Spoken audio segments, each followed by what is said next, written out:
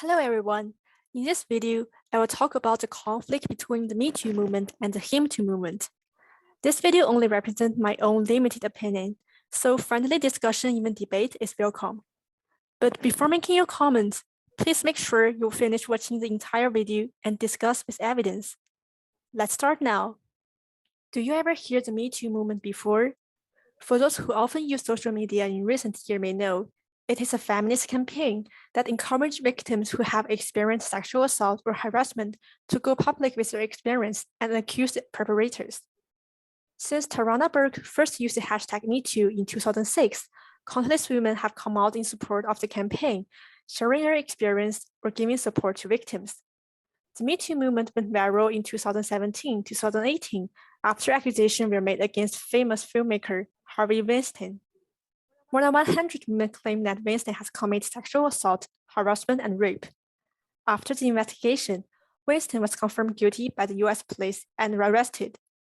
The success of this accusation has caused more and more people to come out in support of the Me Too movement. However, opposition has also emerged. That is, Him Too. At the beginning, Him Too was meant to represent male survivors of sexual assault as a supplement of Me Too movement. But two events turned into an anti-feminism slogan. First, Brett Kavanaugh was nominated as Associate Justice of the Supreme Court of the United States. Despite allegations of sexual assault, he was confirmed to the Supreme Court after the FBI investigation. Many of Kavanaugh's supporters began to use the Him Too hashtag to support men who have been accused of sexual assault. They argue that many of the existing allegations are false, and the Me Too movement will ruin the life of innocent men.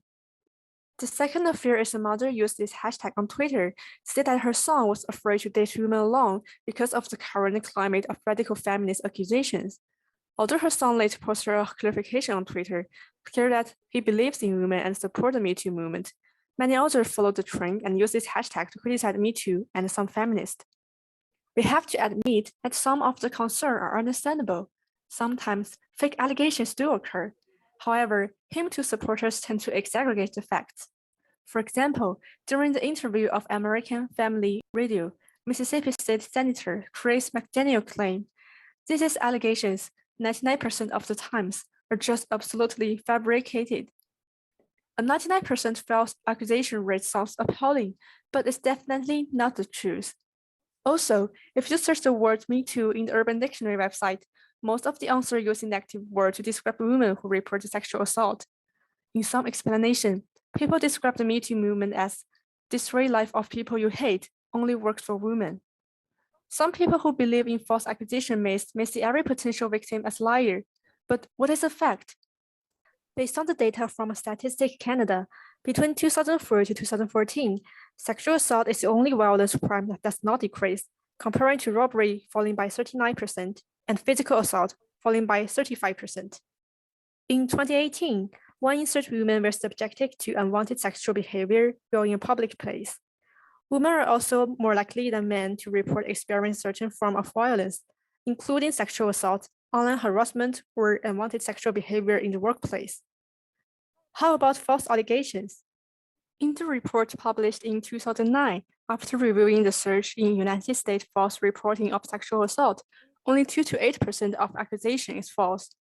And in Canada, only 9% of sexual assault reported to the police in 2020 were classified as unfounded, which is lower than the false accusation rate of other violation causing death, forcing confinement or kidnapping, criminal harassment, altering threats, arson, and terrorism reported in the same year.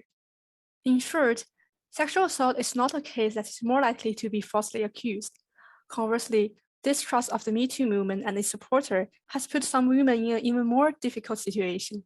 Data from the US Bureau of Justice Statistics show that only 25% of victims choose to go to the police in 2018, compared to the 40% in 2017. Canada is even worse, with only about 6% of sexual assault reported to the police in 2019.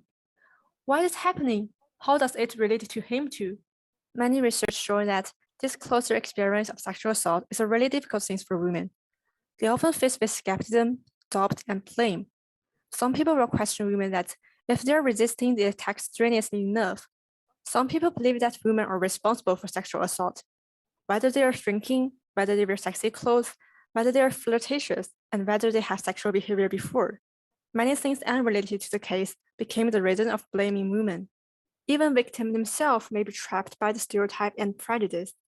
They often are unwilling to seek help or feel excessive self-blame.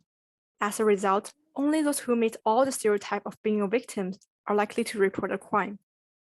While some him-too supporters do not mean to, their comments are likely to cause harm to victims and contribute to the growth of a misogynistic culture.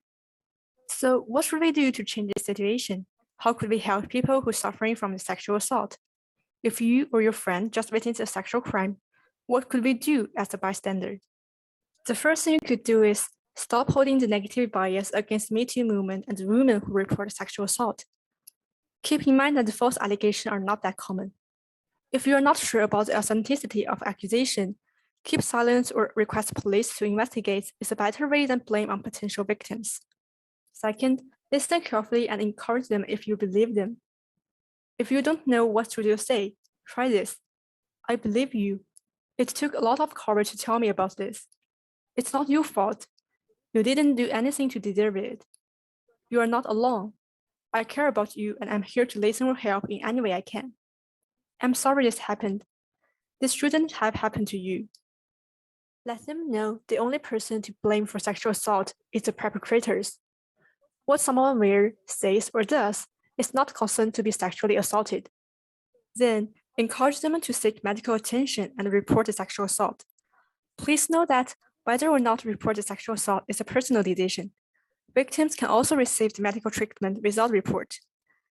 If the perpetrator has a greater power or is likely to retaliate, or if the victims feel that reporting will not make them feel safe, choosing not to report is understandable and should also be respected. However, the medical examination is strongly suggested. Go to the hospital and let doctor know that someone would like to be tested for STD and HIV is recommended. It will protect victims' health. If the victims change their mind and want to report the case, they could also tell the doctors what happened anytime when they're prepared. If this sexual assault just happened, it's a good idea to call the National Sexual Assault Hotline.